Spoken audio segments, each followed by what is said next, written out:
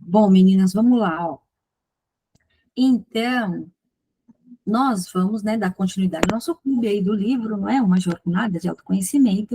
E hoje a gente vai falar sobre o capítulo 5, tá? Veja vocês, o que o capítulo 5 fala? Ele fala sobre, deixa eu voltar aqui, ó. O capítulo 5 vai falar sobre a aquisição dos esquemas. Mais lá na frente eu vou falar sobre o que é os esquemas, mas eu quero ler para vocês alguns trechos aqui do livro, para a gente conseguir aí adentrar na nossa reflexão, que inclusive o capítulo de hoje, por sinal, está bem interessante aí sobre autoconhecimento. Então, eu vou ler para vocês, tá bom? Vamos lá. Mas antes de eu começar, alguém queria fazer alguma pergunta, ou se tivesse alguma dúvida, ou eu posso começar já? Posso ir, né? Tá, vamos lá. Ó, vamos lá. Então, assim, ó. O título do capítulo 5 começa assim. Era uma vez uma criança que precisava aprender a amar. E aí diz, aquisição dos esquemas. Vou começar a ler. O mundo externo e as experiências que vivemos no passado passam a existir dentro de nós, com cada vez mais requintes no processo de aquisição de informações. A partir de experiências repetidas, nosso cérebro constrói modelos mentais e utiliza sua capacidade de generalizar o conhecimento armazenado para futuras experiências. O ambiente em que crescemos e as nossas primeiras relações nos mostram quem somos, como é o mundo e como são os relacionamentos. Então, começamos a acomodar as informações cognitivas, ou seja, pensamentos, regras e crenças, e emocionalmente, desde as experiências precoces com os nossos cuidadores. Essa estruturação cognitiva e emocional tem início nos primeiros segundos de vida e se estende por todos os nossos momentos posteriores. Nos primeiros meses, guardamos apenas as memórias sensoriais, físicas e emocionais, né? Sensoriais é, né, o colo da mãe, né, o tato, o paladar, tá? Nessa fase da vida, não conseguimos armazenar imagens, ó, visual, tá? Não tem. Nem qualquer informação que exija recursos cognitivos muito sofisticados, como atenção, linguagem ou inteligência. Mas nos lembramos, por exemplo, até certo momento da vida, como, por exemplo, do cheiro da mãe, da sensação da barriga quando há fome, do prazer da alimentação, do terror das vozes altas e zangadas, ou da sensação de contato com o corpo de quem nos dá colo, ou mesmo da sensação de abandono ou privação emocional. Só vou dar uma pausa aqui para falar assim para vocês, ó. Esse momento, o Paulo está falando na infância, tá? Ó, é do 0 aos 7 anos, tá? Ali é onde a gente diz que é como se ficasse gravado algo aqui dentro da gente, que é como se instalasse uma programação, tá? É essa programação, tá? Como se fosse quase um carimbo aí que a gente tem, que a gente vai levar para o mundo e para a vida, tá? É como a gente vai interpretar os eventos, como a gente vai entender o mundo, é de acordo com o que aconteceu lá na infância, tá? Eu quis dar esse parênteses aqui para ficar melhor a compreensão lá na frente, tá? Então, ó, continuando. Somente com o passar do tempo, com o amadurecimento cerebral e físico, comportamentos como engatinhar, andar, falar ou andar de bicicleta são aprendidos. Além disso, gradualmente as nossas experiências passam a ser codificadas e armazenadas com mais recursos cerebrais. O mundo externo e as experiências vividas passam então a existir dentro de nós, com cada vez mais requintes no processo de aquisição de informações. A partir de experiências repetidas, nosso cérebro constrói modelos mentais e utiliza sua capacidade de generalizar o conhecimento armazenado para futuras experiências. Esses modelos mentais que utilizamos para entender o mundo são chamados de esquemas mentais, ou apenas esquemas. Mais na frente eu vou explicar o que são esquemas. E eles podem ser gerados de diversas formas. Por exemplo, se todos os dias, antes de dormir, a criança ganha um beijo, uma palavra carinhosa ou um tom suave e um cafuné, ela terá em sua mente um modelo de que a hora de dormir será marcada por afeição, conexão e segurança. Assim, vamos construindo diversos modelos mentais para interpretar e prever experiências da vida. Meninas, estamos juntas até aqui? Ou vocês têm alguma dúvida, tá? Acho que tá tudo ok, né? A gente pode ir, vou deixar o chat aberto aqui. Se vocês quiserem colocar o joinha aí do lado, só para eu ter uma ideia de que tá tudo certo. Bem, vamos lá. Dependendo da qualidade das relações do início da vida, a criança internaliza e compreende que pode receber ou não o apoio emocional de quem necessita por parte do cuidador. Se a qualidade das interações for positiva, os modelos internos possibilitam que a criança acredite em si mesma, além de favorecer que ela se torne independente e explore o ambiente. Esses modelos servem como uma base para os relacionamentos futuros. Alguns esquemas são formados a partir de um ambiente nocivo e de experiências estressoras. Se a criança do exemplo anterior fosse a mesma, porém tivesse tido a experiência diferente, certamente ela teria esquemas mentais diferentes. Então, agora imaginemos a mesma criança na seguinte experiência. Ela vai dormir e muitas vezes fica escutando os gritos dos pais brigando na sala. Com medo e assustada, ela fica sozinha e atenta aos sons perigosos do ambiente. Com essas vivências recorrentes, ela estruturará em sua mente um esquema de que a hora de dormir é ameaçadora e perigosa. Quando vivenciamos experiências recorrentes carregadas de altos níveis de estresse e privações na infância e adolescência, construímos esquemas disfuncionais.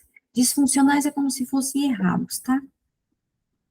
Esses tipos de esquema costumam ser carregados de muita memória emocional negativa e são bastante recorrentes durante toda a vida da pessoa, tá? Olá, Márcia, boa noite. Aquele ditado popular que diz que a dor ensina a gemer, pode representar a lógica dos motivos pelos quais as experiências dolorosas na fase inicial da vida nos fazem estar mais defensivos para outras experiências. A partir de nossas dores já vividas, ganhamos a estratégia de ser mais defensivos nas relações, como forma de evitar qualquer possibilidade de reviver a experiência infantil dolorosa. Olha isso, hein? Com isso, toda experiência que acione a memória da dor será vista e sentida ainda com um esquema infantil e poderá gerar erros interpretativos, sendo chamado de esquema disfuncional ou esquema desadaptativo, tá? Então, ó, devido a memórias desagradáveis na infância, não é? A criança, quando se torna um indivíduo adulto, pode desenvolver esquemas disfuncionais ou desadaptativos na maneira de se relacionar com o mundo. Vejam vocês, olha, interessante, né? A criança, veja, ó, continuando. A criança que fica exposta às brigas dos pais na hora de dormir, por exemplo, pode continuar sentindo na vida adulta a hora de dormir como ameaçadora e perigosa, nos moldes do esquema infantil, e se tornar um adulto com insônia ou outros problemas relacionados ao sono. Né? E aí tem uma observação aqui. Você pode pensar em esquemas desadaptativos como modelos mentais de vulnerabilidade, carregados de sensações emocionais e físicas negativas, apreendidos na infância e na adolescência, Esses moldes mentais interpretativos são compostos também por um conjunto de crenças e regras que são utilizadas para entender as situações do dia a dia, tá? Então, ó, esses esquemas desadaptativos criam modelos de vulnerabilidade. O que que seria esse modelo? A pessoa se sente muito insegura, muito exposta, ah, ela se sente sem recursos internos emocionais para lidar com determinada situação. Então, quando ela se sente, por exemplo, desconfortável diante de uma situação que ela tem que lidar, como que ela pode agir? Isso daí a gente chama de estratégia comportamental. Ela pode começar a passar a evitar situações, a querer fugir, a procrastinar, adiar, tá? Jogar lá para frente. Tudo isso daí são maneiras que a gente chama mecanismos de defesa, tá? Para não lidar com esquemas que são desagradáveis dentro dela. Ela não quer lidar com aquela memória desagradável da infância, né? O que lembra a mãe, o que lembra o pai. Então, por ela se sentir vulnerável, ela começa a agir e começa a ter comportamentos que são chamados esquemas disfuncionais ou desadaptativos, tá? Mais para frente a gente vai entrar mais nessa questão, tá? Ó, continuando. É importante deixar claro que dificilmente temos a consciência de que nossos esquemas mentais podem ser disfuncionais. Olha aí, ó. Então, assim, a pessoa está tendo um comportamento, uma atitude, ela não sabe que é errado. Por que que ela não sabe? Porque foi como aprendeu, entende? Deixa eu ver, hoje mesmo, foi hoje, eu coloquei no meu story do Instagram. Depois, até se vocês quiserem me acompanhar, eu vou colocar no grupo no meu Instagram, porque eu falo muito sobre ansiedade, tá? O que que eu coloquei hoje no meu stories, tá? Que é assim, ó, olha o movimento que a gente vê nas pessoas. Ah, vou pegar exemplo de meninas, assim como eu coloquei lá no stories. Meninas que tiveram pais alcoólatras, tá? Na infância, tende a ter na vida adulta um parceiro que também é alcoólatra. Tende, tá? Não que vai ser, que, né, que é uma regra, tá? Mas tem grande tendência. Aí você pode perguntar por que que isso acontece? Porque a gente tende a nos sentirmos mais confortáveis dentro da gente, diante de ambientes os quais são conhecidos e não são familiares. Por que que a gente chama de familiar? Porque a gente tem recurso interno emocional, que no caso são os esquemas que a gente está trabalhando. A gente tem esquema, a gente não fica ansiosa para lidar com aquela situação, entende? A gente não fica estressado, a gente não fica, tá, muito desconfortável. Então, acaba aceitando uma situação que por hora e por vezes pode ser doentia. Faz sentido até aqui que eu tô dizendo, gente? Ou eu tô indo muito longe? Tá muito complexo. Eu tô dizendo, eu acho que tá indo, né? Ou se tá travando também, enfim. Bem, mas eu vou continuando, eu acho que tá tudo ok, né? Legal, legal, Jussara, vamos lá. Ó, continuando. A nossa realidade é que existe dentro de nós, e muitas vezes ela permanece sendo a mais primitiva. Por que que é primitiva? Porque são recursos primários lá na infância que a gente adquiriu e a gente usa ele. A gente não foi construindo recursos mais sofisticados, amadurecidos, adultos para lidar com a vida. Ainda está lá na infância, tá? Por isso que a gente fala, não é? Que a gente precisa curar a nossa criança interior ferida, entende? Né? Até no encontro passado eu falei sobre isso. Se a gente não cura a nossa criança interior ferida, a gente vai para a vida, tá? Buscando um pai ou uma mãe, tá? Por isso que muitas vezes os relacionamentos amorosos, né, que é esse o tema que a gente está lendo nesse livro, tem conflitos, entende? Tem desentendimentos. Por quê? Porque muitas vezes o que está buscando ali no relacionamento não está no relacionamento, tá? Está dentro. E tem que reparar isso que faltou ou falhou, tá? Isso que falhou é algo que faltou ou que teve em excesso, tá? Não é só que faltou. São os desequilíbrios, tá?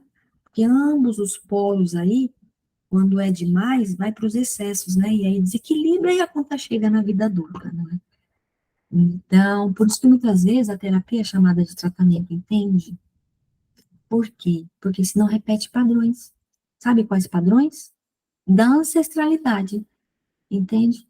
Ancestralidade, antes eu falava que era só dos pais, viu? Mas não é só dos pais que vem, não, tá? A gente traz memória genética, entende? E aí a gente pode trazer crenças, comportamentos, atitudes, a maneira de se relacionar com a vida dos nossos avós, bisavós, quarta, quinta geração e vai embora, tá? Entende? Enfim, profunda, não? Gosto muito de falar sobre esses aprofundamentos que a gente também aprende muito, né? A gente está aqui para se curar. Bem, vamos lá. Menina do céu, onde eu parei? Eu acho que eu vou ler nova. Aqui. Mesmo que a realidade mude, os esquemas continuam sendo os mesmos que a realidade fora, tá? Ó, você pode, por exemplo, mudar de cidade, mudar de estado, país, mas aqui dentro, ó, ainda existe algo que precisa ser trabalhado. Mas assim também, tá? Não é que mudar fora não é nada, tá? Porque a gente sempre recomenda, assim, ó, você quer começar um processo de mudança, começa pelo que tá fora, viu? Um corte de cabelo, entende? Uma vestimenta, pintar uma unha, enfim, mudar de casa, de cidade, já é algo, tá? A gente percebe que já provoca algo dentro, mas não é tudo. Por quê? Porque olha aí o que a gente está conversando, porque tem uns esquemas, tem algo que aconteceu lá no passado e precisa ser olhado, trabalhado, tá? Então, assim, ó, mesmo que a realidade mude, os esquemas continuam sendo os mesmos. E é neles que vamos acreditar. Ó, a gente acredita que está dentro da gente, tá? Muitas vezes a gente nem se relaciona com o que está fora. Porque o que está fora é tudo interpretativo. O que é interpretativo? Porque passa por uma programação que foi instalada dentro da gente do 0 aos 7 anos. Entende? Muitas vezes a gente não se relaciona de fato com o outro, tá? Ó, um exemplo que está me ocorrendo agora é assim, ó. O exemplo de um meio copo de água, tá? As pessoas brincam, né? Meio copo de água. Perguntar para um pessimista, ele fala, tá acabando a água. Perguntar para um otimista, ele fala, nossa, ainda tem água. E veja você, o objeto é o mesmo. Entende que é tudo interpretativo? Então, assim, como a pessoa se sente, ela vai enxergar o mundo, tá? Por isso que em muitos casos, sempre trago esse exemplo, de pessoas que estão deprimidas, elas distorcem a realidade. Distorcem para onde? Para o negativo, para o ruim, para o mundo cinza, tá? E conviver com pessoas assim, a gente também adoece, tá? Por quê? Porque a gente chega feliz, o outro coloca a gente para baixo, tá? Fazendo isso sempre. Foi feito até um experimento, viu? Tô me lembrando agora. Um, um japonês. Ai, não me lembro o nome dele. Se vocês quiserem, até compartilho o link no grupo para vocês. Ele fez experimento, colocou em 3 potes arroz cru, ou cozido. Acho que foi cru. E em cada arroz ele trazia palavras. Por exemplo, no primeiro pote, ele falava palavras negativas. No segundo, palavras neutras. No terceiro, palavras positivas. Resumo, sabe o que aconteceu? No primeiro pote, o arroz ficou quase com fungos, estragou, sabe? E no terceiro, ele criou vida. Ele ficou branquinho, bonito, etc e tal. Né? Isso é exemplo com arroz. Pode levar para a planta. Tem experimento também com água, molécula de água, tá? E a vibração, tá, gente? Parece que não existe, mas existe, tá? As palavras são vibração. E as palavras é efeito e resultado do que tá aqui, ó. Do que tá aqui dentro da gente. Entende? Então, assim, trazendo o exemplo da pessoa deprimida, mesma coisa. Conviver ao lado de uma pessoa que está deprimida, a gente pode adoecer também. A gente percebe esse movimento com os pacientes, tá? Quando eles convivem com pessoas que são difíceis. tá? Conviver com pessoas que são difíceis, a pessoa que tá boa que começa a fazer terapia e busca ajuda. Por quê? Porque ela é saudável, porque ela tá percebendo que algo não tá bem, tá? Porque quem tá adoecido não percebe, né? Muitas vezes quem tá adoecido é quando, né, às vezes tem que ir lá no fundo do poço, né, pra pessoa às vezes acordar, tá? Mas que o adoecimento, a pessoa distorce a realidade, isso é fato, tá? E aí a gente percebe quando a pessoa está saindo do adoecimento. Eu sempre brinco com os pacientes, a pessoa está saindo do ponto A indo para o ponto B, tá fazendo essa travessia, que está chegando num lugar aqui de mais significado, o quanto ela fica mais esperançosa, o quanto ela enxerga a vida com mais significado, ela vê mais belezas nas coisas, tá? Então, ó, eu vou voltar aqui no livro, a gente acredita no que está dentro da gente, entende? Por isso que quando a gente pergunta algo para alguma pessoa, a resposta que ela dá, ela tá falando dela. E aí já dá para ter uma ideia, né, de como que ela tá. Tá bom? Então, ó, continuando. Deixa eu virar a página aqui, que eu já passei. No caso do exemplo anterior, os pais não brigam mais. E, como adulto, essa pessoa não corre mais perigo na hora de dormir. Mas os esquemas infantis continuam presentes, levando a interpretar, mesmo que inconscientemente, a hora de dormir como ameaçadora. Tá? Olha aí os padrões, né? As crenças, esquema, né? Ah, vamos começar a pensar agora como a sua realidade atual pode estar sendo influenciada por esses aspectos cognitivos, entre parênteses, esquemáticos. Hum, deixa eu dar uma pausa aqui, meninas, porque, tá? Agora eu vou para os slides, porque tem uma tabela aqui que eu quero falar com vocês sobre ela, mas está nos slides, que é bem interessante que essa tabela traz, tá? Então, vamos lá, ó. Acho que estamos juntos até aqui, né? Vocês querem fazer alguma pergunta? Enfim, a gente aprende muito com perguntas, né? Não muito difíceis, brincadeira.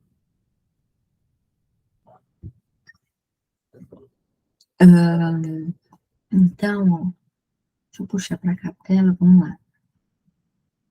Então, vamos lá, ó. Né? Vamos lá. Capítulo 4, aquisição dos esquemas, que é o nome desse capítulo. Vejam vocês, ó, o que são os esquemas, tá? Aí eu coloquei embaixo.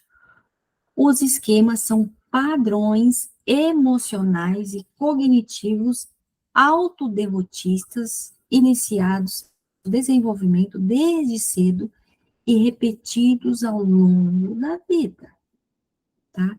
Autoderrotistas, né? Quando a pessoa se coloca aí, não é? Se coloca para baixo. Ah,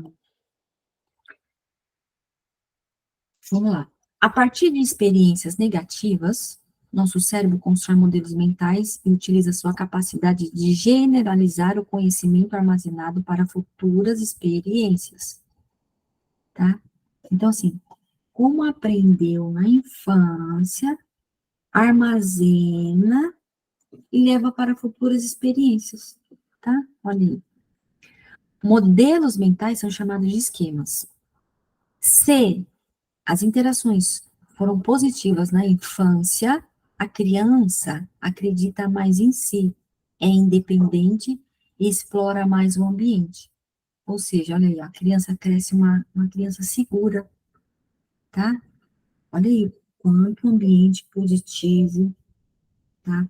O quanto o ambiente que acolhe a criança, que dá atenção, que a criança precisa disso. Ela não quer coisas materiais, tá? Que ela não sabe sobre valor, né?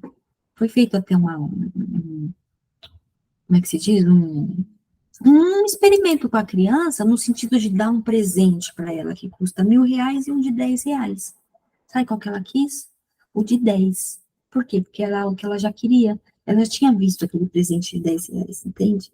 Então, assim, a criança, ela quer ter experiência emocional dentro dela, tá? Ela quer sentir, vamos dizer assim, ó, feliz, amada, amparada, tá? Por quê? Porque isso cria memórias e aí é isso, ó. cresce uma criança segura, né? E aí se torna um indivíduo adulto seguro, né? Alguns esquemas são formados a partir de um ambiente nocivo e de experiências estressoras. Imagine essa cena. Ó, é um pouco repetitiva, porque a gente leu, mas vamos retomar. A criança vai dormir e muitas vezes fica escutando os gritos dos pais brigando na sala. Com essas vivências recorrentes, ela estruturará em sua mente um esquema de que a hora de dormir é ameaçadora e perigosa. Quando vivenciamos experiências recorrentes carregadas de altos níveis de estresse e privações na infância e adolescência, construímos esquemas disfuncionais. Nem sempre temos consciência de que nossos esquemas são disfuncionais. Mesmo a realidade fora mudando, nossos esquemas continuam sendo os mesmos, pois é nele que vamos acreditar. A gente passou por isso agora, né? Pronto, ó. Aqui é onde eu queria chegar com vocês, tá? Sobre os 18 esquemas que existem, tá? E aí você pode perguntar, mas como é que dá para saber, por exemplo, qual esquema eu tenho? Tem um questionário, tem é tipo um teste, tá? E sai o resultado, de acordo com as respostas que você vai dando lá. Dá para saber, por exemplo, qual o esquema hoje em dia que está ativado, a gente fala, tá? E quando que ele fica ativado? De acordo com situações às quais você está tendo que lidar, tá? Por exemplo, ambiente de trabalho, ou em casa, ou um projeto novo, enfim. A gente percebe aí que o fora é sempre gatilho para ativar um desses esquemas, tá? Então, ó, vou ler aí para vocês, hein, porque é interessante para reflexão. Olha só, o esquema de abandono. Crença de que perderá pessoas que você ama, que será abandonada e que será terrível ficar só, tá? Quando a pessoa tem esquema de abandono. Não tá dando para entender até aqui, tá? Porque eu queria falar, por exemplo, ai, que bom, obrigada, Andréia. Tá, então vamos lá. Desconfiança e abuso. Crenças de que as pessoas lhe farão algum mal ou lhe causarão algum dano de forma intencional. Privação emocional. Crença de que não terá apoio emocional adequado das pessoas. Sensação de desamparo e de falta de compreensão. Defectividade e vergonha. Crenças profundas sobre ser falho, defeituoso. Olá, Cremilda, boa noite. Clemilda, perdão. Próximo slide.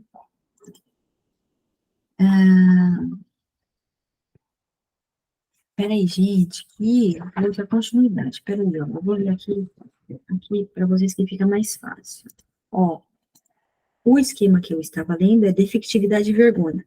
Crenças profundas sobre ser falho, defeituoso, indesejado, inferior e indigno de ser amado. Tá? Agora, próximo. Isolamento social. Crenças e sensações de que não faz parte ou não pertence. Dependência, incompetência. Crença de que é dependente e incapaz de tomar decisões ou resolver problemas sozinho. Vulnerabilidade ao dano. Crenças permeadas pelo medo de que algo muito ruim pode acontecer com você ou com outras ou com as pessoas. Emaranhamento. Sensação de não conseguir se desvincular, não conseguir ver-se de forma individualizada da outra pessoa. Fracasso. Crença de que é burro, sem talento, que fracassará e que o seu desempenho é inferior ao dos outros. Arrobo e grandiosidade. Crenças de que é melhor que os demais e que merece cuidados especiais. Autocontrole, autodisciplinas insuficientes. Baixa tolerância à frustração, ênfase no alívio imediato do desconforto e dificuldades, ou recusa em autocontrolar-se. Subjugação, preocupação excessiva em agradar e tentar fazer tudo pelos outros para não ser abandonada, perder. Peraí, menina, subjugação, né? Perder o contato ou sofrer algumas consequências, tá? Autossacrifício. Foco excessivo em satisfazer as necessidades dos outros, mesmo que isso custe renunciar à própria satisfação. Busca de aprovação e reconhecimento. Crença de que só terá valor se a outra pessoa concordar, reconhecer ou aprovar o que se está fazendo. Negativismo e pessimismo. Foco excessivo nos aspectos negativos da vida, ressentimentos, erros potenciais, dificuldades, etc. E visão mais pessimista das situações.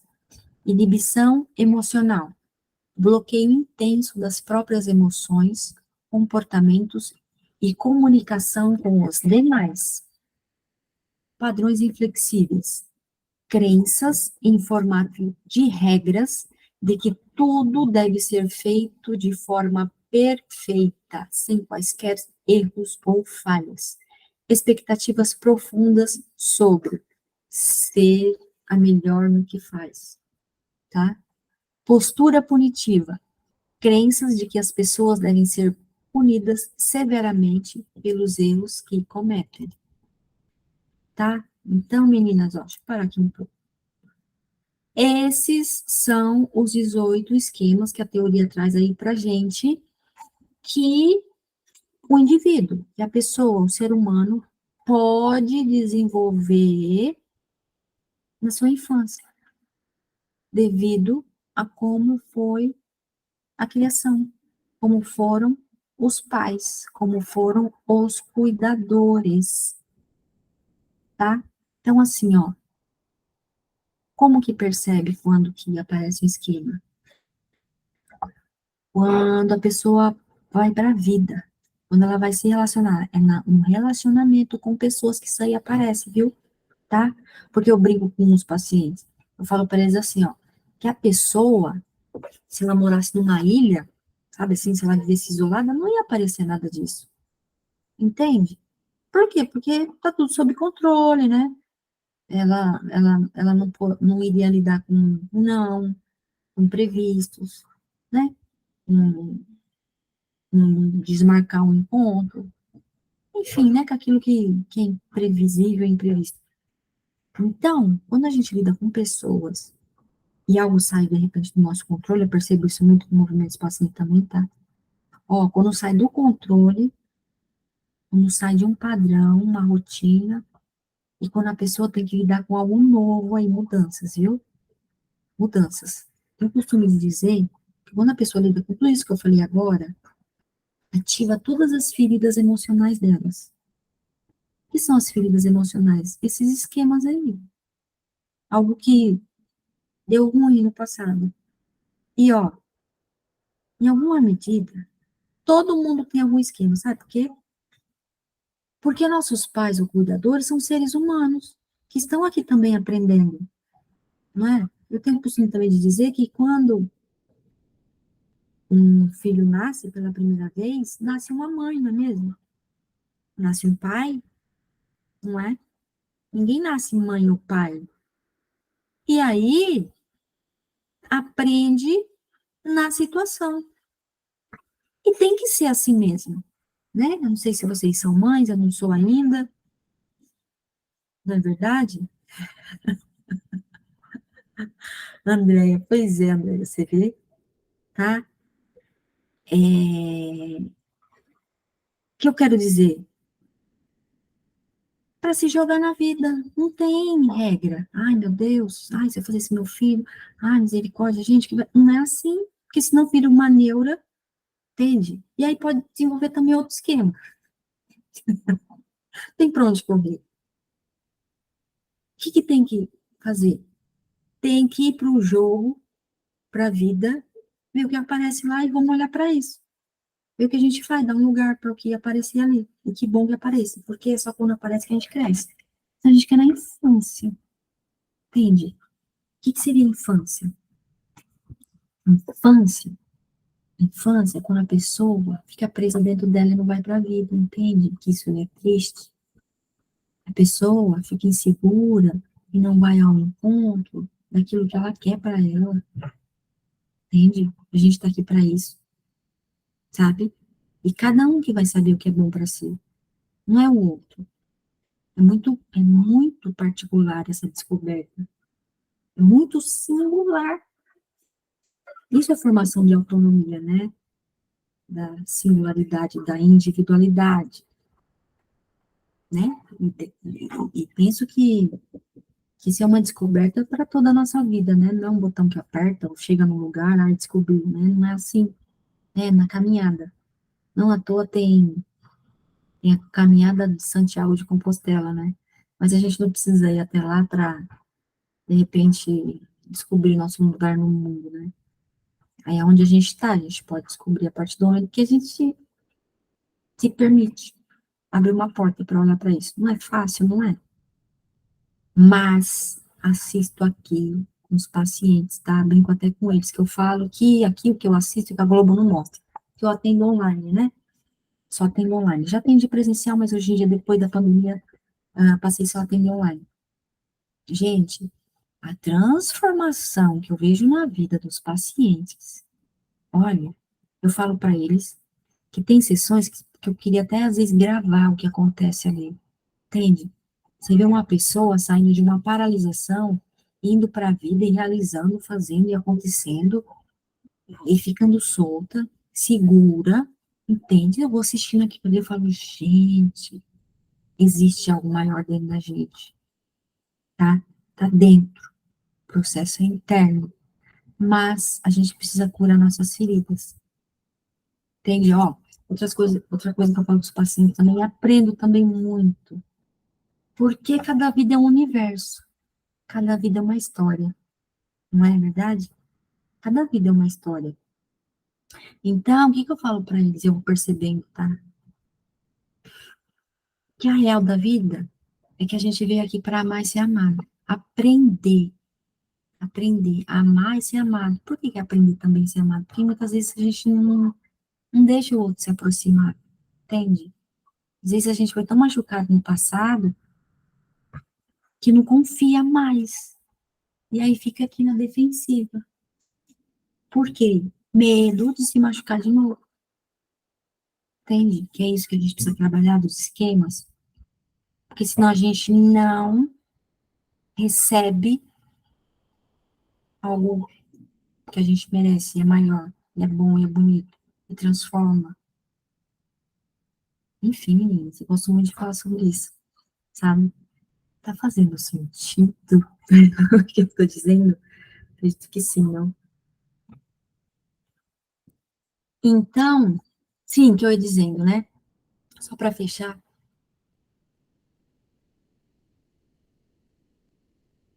e dentro para fora fortalece o ego. Como assim, Andréia? Fortalecer o ego no sentido da gente ficar mais segura, estruturada e ir para a vida? Porque assim, né? Legal, tá? Isso que você traz, tá? Ó, porque como que funciona a nossa mente, tá? Existe o ego, tá? Que é algo pequenininho, vamos dizer assim, é algo, eu faço desenho de um círculo que é como se fosse isso mesmo dentro da nossa mente.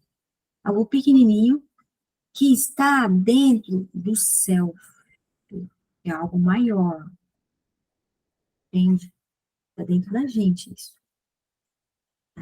O ego representa 5% do que a gente é. O self, 95% do que a gente é. E o que que a gente acha que a gente é? O ego, 5%. E quem é o ego? Aquilo que é consciente. O que é consciente? O que que a gente está fazendo agora? E a gente acha que a gente é só isso. O que eu quero dizer com só isso? Tem pessoas que se identificam com a profissional do trabalho, a mãe, não é? E mais? Ser esposa, com ser irmã, tia, enfim, papéis. tá certo? E a gente acha que é só isso. Isso aí é só 5%. Os 95% estão no inconsciente. Como que a gente acessa? Ai, como é que a gente descobre ele? Isso aqui que a gente está fazendo agora. Autoconhecimento. Entende que a gente vai para um lugar dentro da gente, que a gente começa a associação, ó. Tá abrindo porta. E aí começa a construção, tijolinho por tijolinho. Que mais, quando a gente acessa o, legal, André, você quer falar, né? Só fechar aqui, ó. Quando que a gente acessa o inconsciente também? Sonhos, tá, meninas? Sonhos, que eu falo quando a gente dorme, né? A gente sonha, tá? Ali é a verdade máxima e absoluta sobre nós, viu? Entende? E o sonho é meio louco, né? Né? Do nada você tá num lugar, de repente você tá em outro. É pé sem cabeça. Todos os personagens que aparecem no sonho, todas as imagens diz sobre nós, né? Tem que interpretar, entende? E isso tem profissionais que trabalham com isso, né? A gente tem que ler, tem que buscar. Mas, a grosso modo, só para fechar, quando a gente, vejam vocês, quando a gente não consegue, na vida onírica, o que é vida onírica? Acordar aqui agora, consigo. Quando a gente não consegue perceber algo sobre nós, que a gente precisa olhar para isso, tá? E devido às correrias do dia a dia, né? Não é isso? Quando tem correria, a gente já está em aluno. Como é que pode isso, né? Tá? A gente, as distrações, passa, sabe? Passa, vida que passa, e é isso. Quando se dá conta, a gente está em agosto, sabe assim? Então, já o sonho, ele convida a gente a olhar para o que precisa ser olhado, porque a gente não está conseguindo ver ao estar acordado. A gente penso agora, tá? Eu tô falando eu enquanto Ciro. A gente ainda não tem uma maturidade, tá? De perceber os sinais que a vida traz. Que a vida traz. Uma pessoa, uma fala, uma frase que você vê, tá? Um filme, um livro, tá? Algo conversa com a gente. É muito pessoal, mas precisa estar sensível para olhar para isso e querer, porque isso direciona destino, entende? Não perde tempo, sabe? Enfim, Andréia quer falar, né, Andréia? Fica à vontade, viu? É só para acrescentar, né, como você tinha falado, que era exatamente isso que eu estava tentando falar.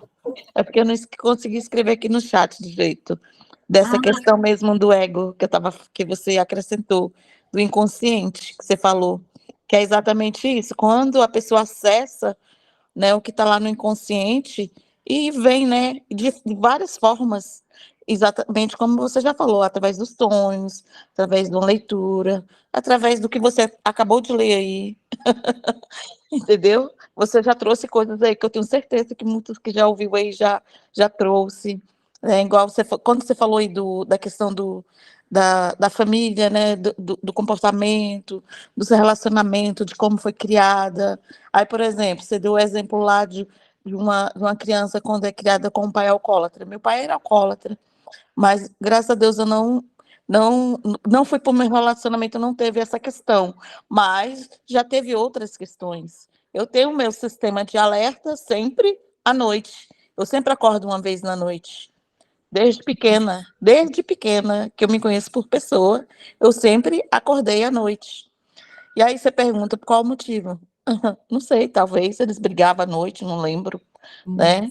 hum, Então, assim, questões mesmo para levar para terapia, né?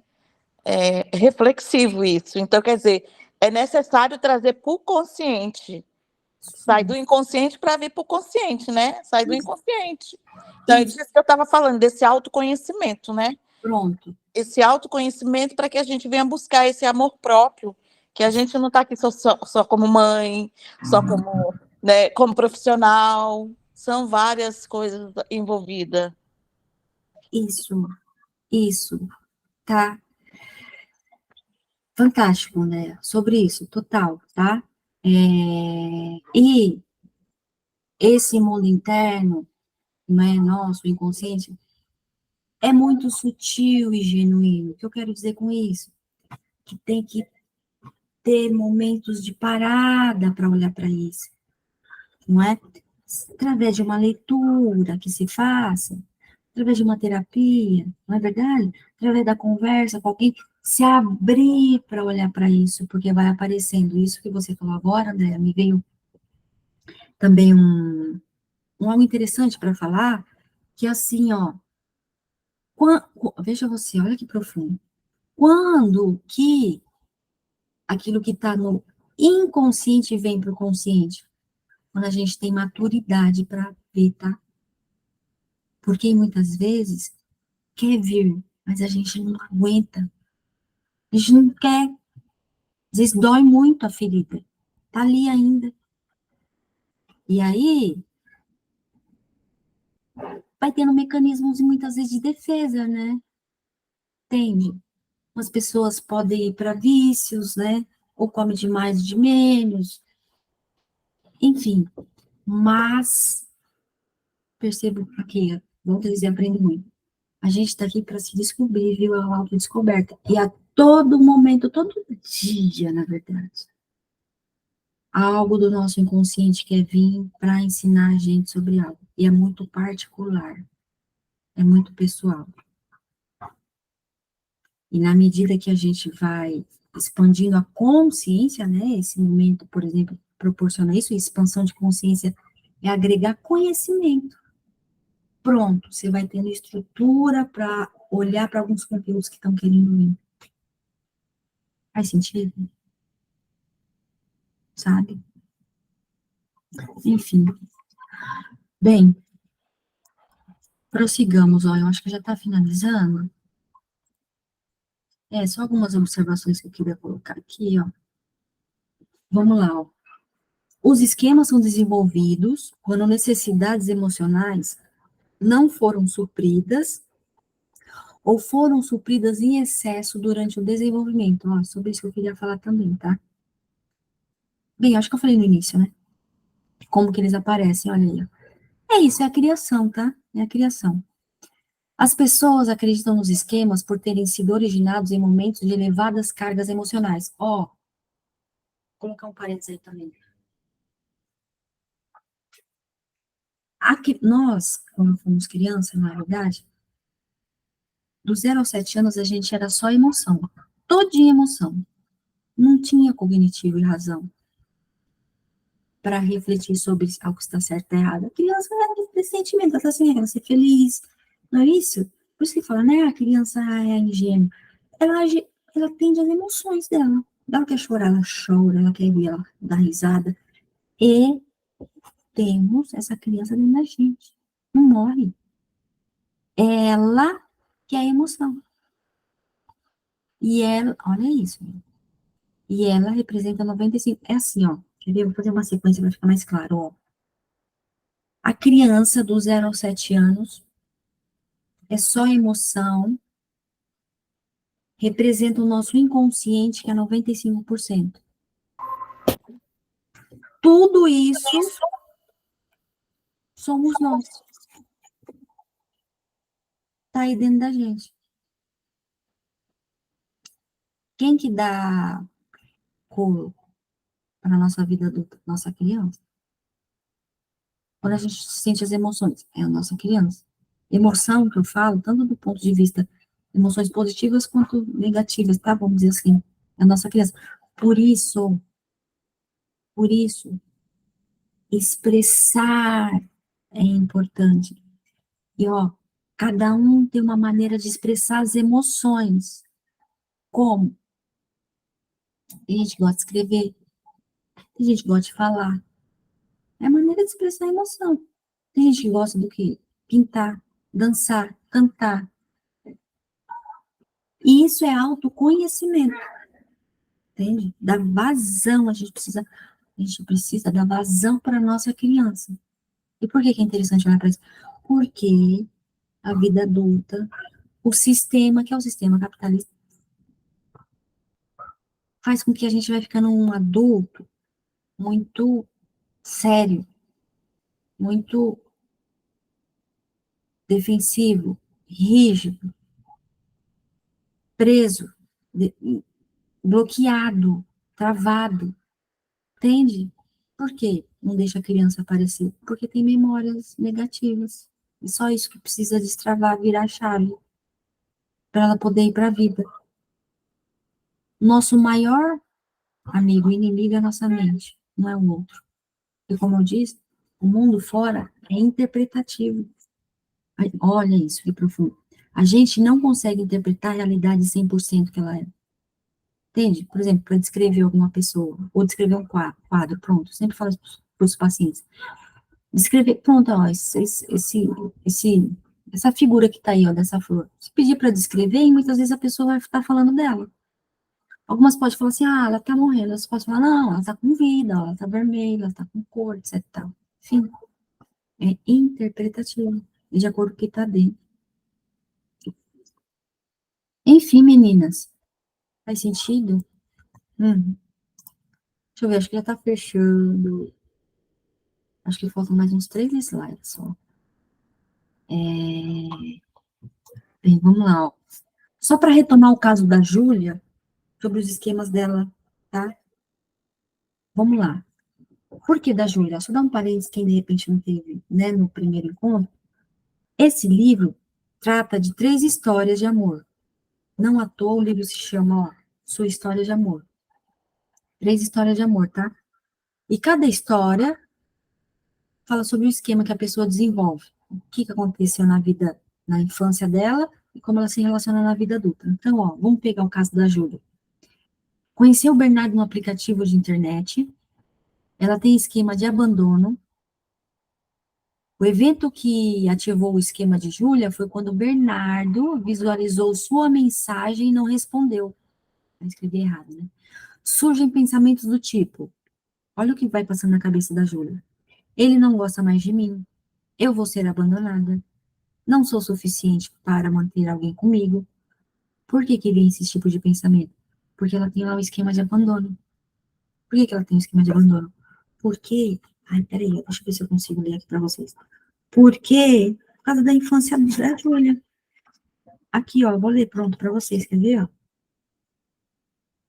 A história de relacionamentos dessa nossa personagem sempre foi muito instável. Ela costumava fixar a sua atenção nas pessoas que não estavam disponíveis para ela, ou que não poderiam supri-la emocionalmente. Ali, Júlia perdeu os pais em um acidente quando tinha apenas 3 anos de idade. A única memória que ela tem desse momento é de uma profunda dor pela perda do contato com seus cuidadores, como se tivesse sido a culpada pelo que ocorreu com seus pais. Embora tenha sido criada pelos avós e tios, a sensação de ter perdido os cuidadores e não ter segurança nos vínculos sempre esteve presente. Veja, ela se relaciona com pessoas que provocam algo conhecido dentro dela. É a sensação de abandono, entende? Ela só consegue se relacionar com pessoas quando ela se sente abandonada, porque é um sentimento que ficou mais gravado dentro dela. É o que ela foi. Peraí, assim, ó. Vou fazer minha fala ficar mais clara. Foram as primeiras interpretações que ela foi tendo de amor. Forte isso, né, gente? Triste. Entende? Isso reflete na maneira de se relacionar na vida adulta, tá? Então, ó, ela conheceu o moço no aplicativo, ela enviou mensagem para ele não respondeu na hora, ela ficou numa agonia, desesperada. Olha aí o que vai passando pela cabeça dela. Por isso que no meu Instagram, e hoje em dia eu desenvolvo muitos conteúdos para falar sobre ansiedade, tá? Olha aí nesse momento, imagina o quanto foi a ansiedade dela. E hoje em dia também a ansiedade, né? Top 1 ainda no momento, né? As pessoas. Não é? Que foi passando pela cabeça dela, ele não gosta mais de mim, eu vou ser abandonada, não sou suficiente para manter alguém comigo. Então, assim, ó, sempre quando ela é rejeitada, ou alguém diz não para ela, ou ela não é atendida na hora, bum, ativa esquema de abandono. Ela vai lá para os 3 anos. Me arrisco em dizer que ela pode, naquele momento, se ela está num grupo de pessoas, por exemplo, alguém invalida a fala dela, não que invalida, ela interpreta como invalidação, ou ela quer falar algo, ela não consegue, me arrisco em dizer que ela começa a ficar calada. Mais ainda, às vezes ela quer até sair dali. Por quê? Porque aquilo invade ela, aquela sensação. E é isso que precisa tratar, trabalhar, senão vira um padrão de se relacionar, modelo de se relacionar. E aí ela vai buscando pessoas, só o quê? Indisponíveis. Tem uma parte aqui no livro que fala. E que são pessoas indisponíveis? Assim, ó, não dá, pessoas que não dá atenção para ela na hora, pessoas que têm, de repente, gênio difícil. Por quê? Porque é familiar. Que a familiar que vai acontecendo dentro dela. Faz sentido, meninas? O que vocês acham? Deixa eu ver. Mais, pronto, ó, mais 3 slides e a gente fecha. Ó, isso aqui é interessante, que fala. Ó, ó, como os pensamentos se encaixam e fazem sentido para a Júlia. Olha aqui, ó. Evento ativador. Parceiro visualizou e não respondeu a mensagem. Ó, ativou esquema de abandono. Aí aqui, ó, cada um desses é pensamento que vai passando pela cabeça dela, tá? Esses dois, já vou adiantar, são positivos, esses dois. Esse aqui que é o negativo. Ó o positivo, que ela poderia ter pensado. Ele pode estar ocupado agora, olhou e não conseguiu responder. Mas assim que possível, vai responder. Não é verdade? É um pensamento coerente. Outro pensamento. Ele deve estar resolvendo alguma coisa urgente no WhatsApp, por isso está online. Ó, se ela não tivesse esquema de abandono. O último pensamento que foi o dela. Ele não gosta mais de mim, vou ser abandonado. Sabe o que acontece? Ao ativar algum dos nossos esquemas, a gente busca validar esse esquema. Sabe por quê? Um professor uma vez falou no curso. No fundo, no fundo, sabe o que a gente quer? Ter razão. Entende? Mesmo não tendo razão nenhuma. Mesmo a gente se boicotando. Mesmo a gente se agredindo. Por quê? Porque não conhece outro caminho. E me ocorre algo para eu falar para vocês levarem essa para refletir. Acho que eu falei no encontro passado, a Jussara tá aí, eu acho que vai lembrar. Existe uma pirâmide chamada pirâmide da consciência. Essa pirâmide tem 3 camadas. Geralmente a pessoa do marketing que usa muito isso, mas serve para a nossa reflexão. Olha aí, ó, legal, Jussara. Na base da pirâmide estão as pessoas que não têm consciência. O que não tem consciência? Isso aqui que eu estou trazendo agora, por exemplo. Vejam vocês. Não é verdade que isso aqui tinha que levar para o mundo, para as pessoas? Que muitas pessoas estão aceitando menos do que elas merecem? Enfim, mas vai ver quem tiver olhos para ver. Vai ver quem está aberta para isso. Nem todo mundo tá e vai levar mensagem, entende? Que isso é ouro, né? É ouro. Porque a gente descansa quando a gente. Enfim, ó, voltando. Pirâmide da consciência. A base estão as pessoas que não têm consciência. Por que é a base? Porque a maioria das pessoas não tem consciência. O que é consciência? Conhecimento. Conhecimento. Conhecimento de leitura, de estudo e autoconhecimento de si. No meio estão as pessoas que passam a ter consciência. Que no caso somos nós aqui. Passa a ter consciência no meio. E vai diminuindo a pirâmide, né? Vai funilando. No topo estão as pessoas que têm consciência da solução do quê? Das questões de si.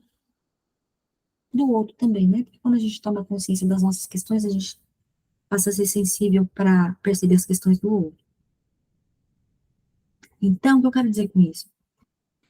Só dá para mudar quando tem consciência. Quem está na base não muda. Sabe? Mudar o quê? Comportamento, uma fala, um jeito de ser. Se a pessoa não está no meio, passa a ter consciência e falar, Isso vem da minha infância. Ah, isso aconteceu lá atrás. Causas, né? Se ela não tem consciência, não vai mudar. Entende? Quando que vem a consciência? Quando a pessoa abre para isso, se abre para isso. A pessoa tem que saber, sabe por quê? Porque quando a pessoa não está aberta, eu sei isso aqui, eu vejo com a vida. Quando a pessoa não está aberta, você pode falar, ó, 10 vezes para a pessoa, vai entrar por um lado, sai pelo outro. Não adianta, ela não está ali ainda. Aí você pode perguntar assim, ó, como que ela vai estar? Sabe o que eu percebo, menino? Eu percebo que a pessoa começa a captar a mensagem quando estiver doendo muito, quando ela estiver sofrendo muito, tá? Sabe aquela coisa muito difícil, quase o fundo do poço? Ali ela começa a ser tocada. Não seria o recomendado, porque não tem aquele ditado que fala, uns vão pelo amor, outros vão pela dor, não é? Raras pessoas vão pelo amor. O que é pelo amor? É ter uma percepção assim, de falar, tenho que começar a olhar para isso, tenho que me cuidar, tenho que praticar atividade física. Enfim, a gente sabe por quê? Porque a teoria diz, psicologia analítica e Jung, né? Nós temos a intuição, entende? A gente tem algo dentro da gente que conversa com a gente. Em alguns momentos aparece. A gente também chama de insight. Sabe quando aparece? Quando você menos espera. Às vezes, quando você tá indo dormir, vem plim, você fala, nossa, se não anotar, esquece. Vem tomando banho, do nada você tá ali e fala, nossa, olha, gente, eu tava pensando, nossa, eu tava buscando isso, é verdade, ó, vou ver isso. Entende? Enfim, meninas, é isso. Faz sentido? Ó, parei, fechamos. Vamos lá.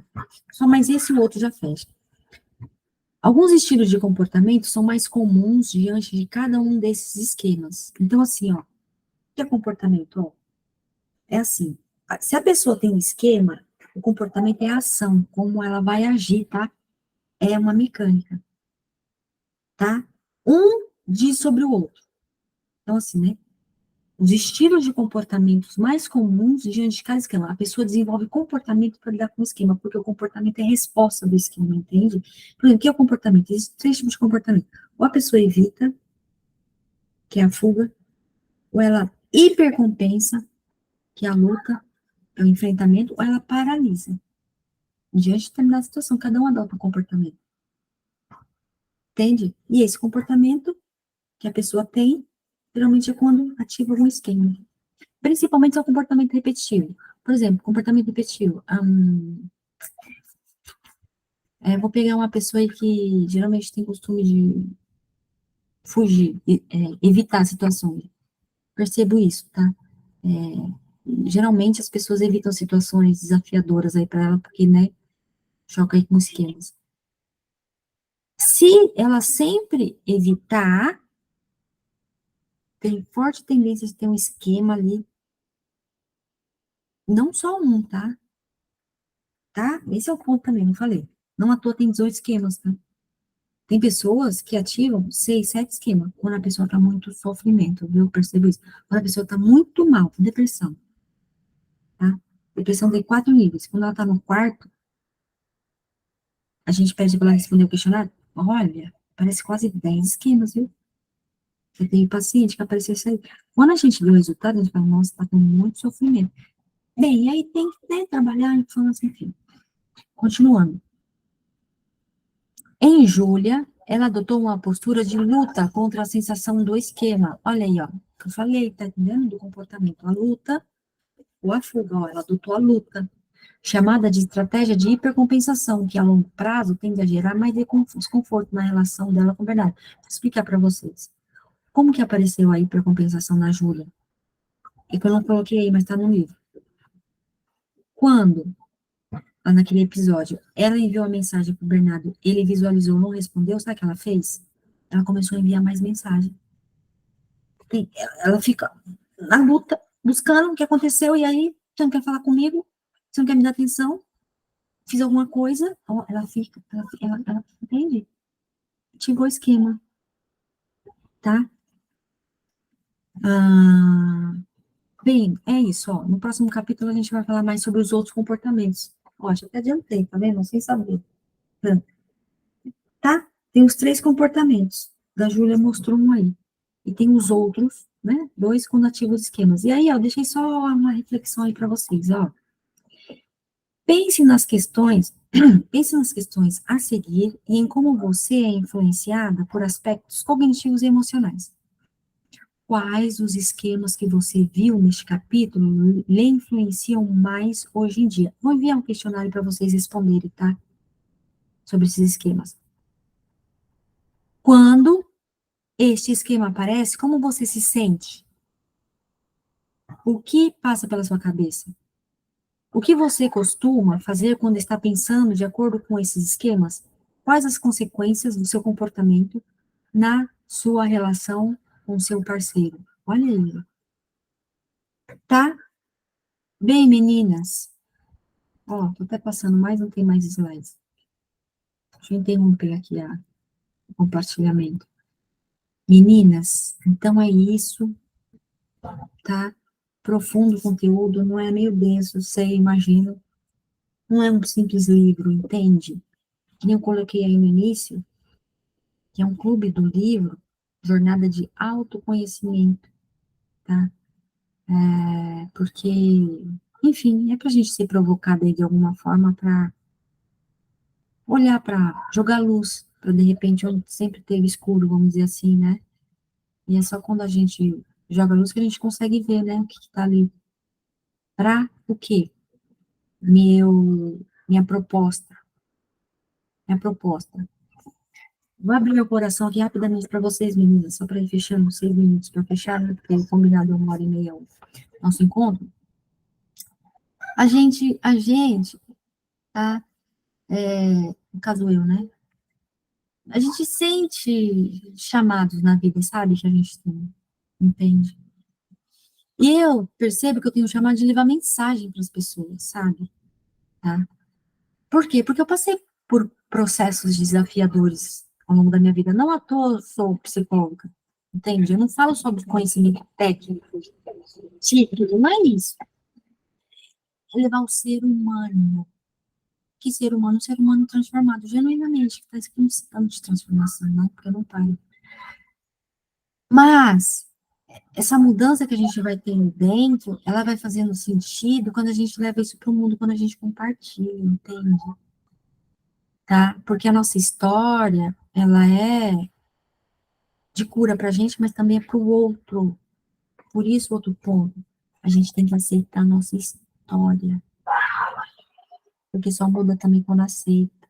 Não é fácil. Eu não aceitava, enfim, perdi meu pai cedo, tá?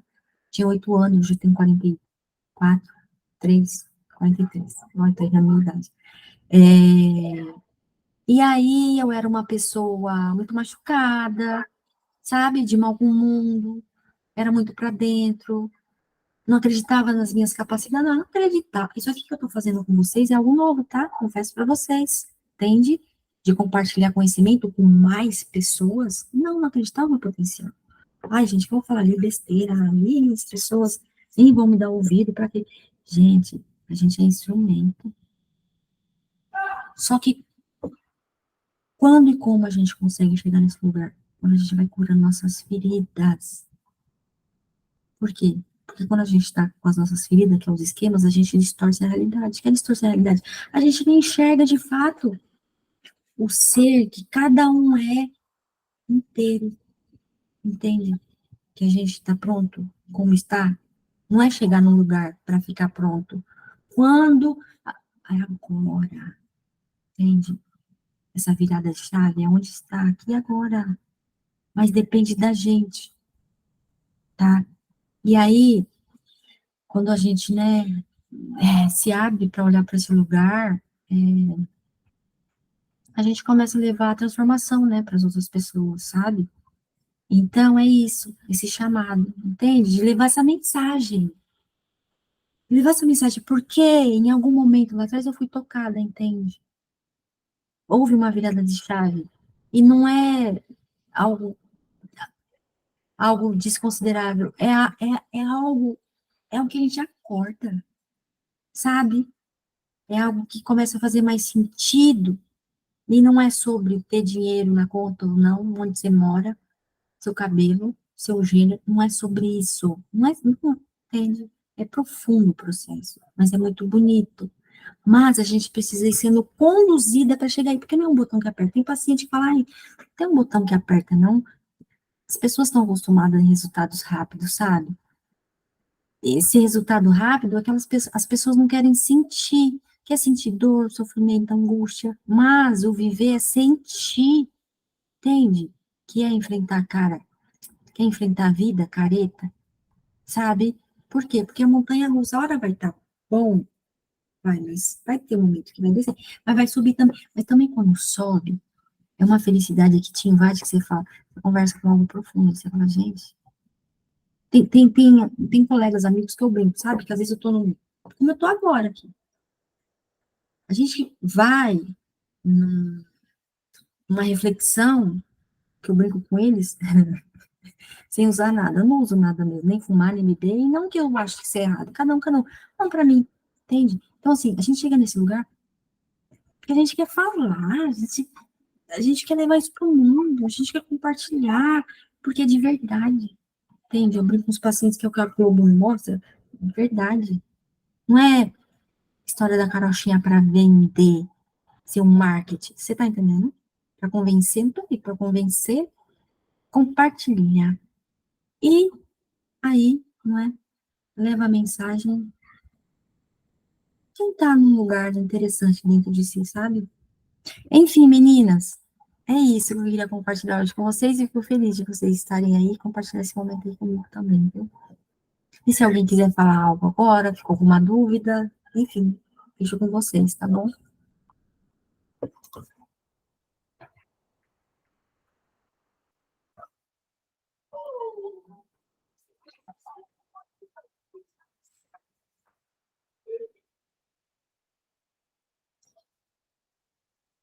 Bem, meninas, então, ó, a gente vai fechando, tá bom? Clenilda, foi maravilhoso. Obrigada, viu? Obrigada mesmo, Jussara. Muito obrigada, meninas. É uma satisfação aí que eu faço, eu gosto muito do que eu faço, né? Então, a gente poder compartilhar, não é? Isso com as outras pessoas é muito bom, muito bom. Bem, meninas, então é isso. Se vocês quiserem falar algo, enfim. Obrigado, é a Andréia falando. Foi Opa, muito bom, fez tudo muito sentido, é exatamente o que você falou. Essa chavinha aí é a chave, eu chamo ela a chave do transbordo. Eu tenho esse mesmo sentimento de estar compartilhando. Chamei a minha amiga Cleo para fazer parte hoje, porque é exatamente disso que nós estava conversando, e eu falei assim, ó, faz todo sentido você entrar no clube, no clube do livro hoje, para você estar entendendo mais sobre o esquema. E ela pode estar falando mais aí. Então, hoje foi. Hoje eu consegui participar, que todos os outros eu só consegui a gravação, né? Não consegui chegar no horário. sim. E eu gostei demais, foi muito bom. Gostei muito. Amém. Obrigada, viu? Que bom que a mensagem chegou, de certa forma. Ai, meninas, então é isso, viu? Uma boa noite. Se alguém quiser falar mais algo, acho que não. Tá. Bem, então é isso. Obrigada, Andréia. Obrigada, viu? Então é isso. Obrigada, Cris, Emilda, Rayane. Obrigada aí, viu, meninas? Uma boa noite para vocês. Daqui a pouco eu compartilho aí a gravação. E é isso. Uma boa noite para vocês. Fiquem com Deus e até o nosso próximo encontro daqui 15 dias. Tá bom? Beijo, meninas. Tchau, tchau. Boa noite.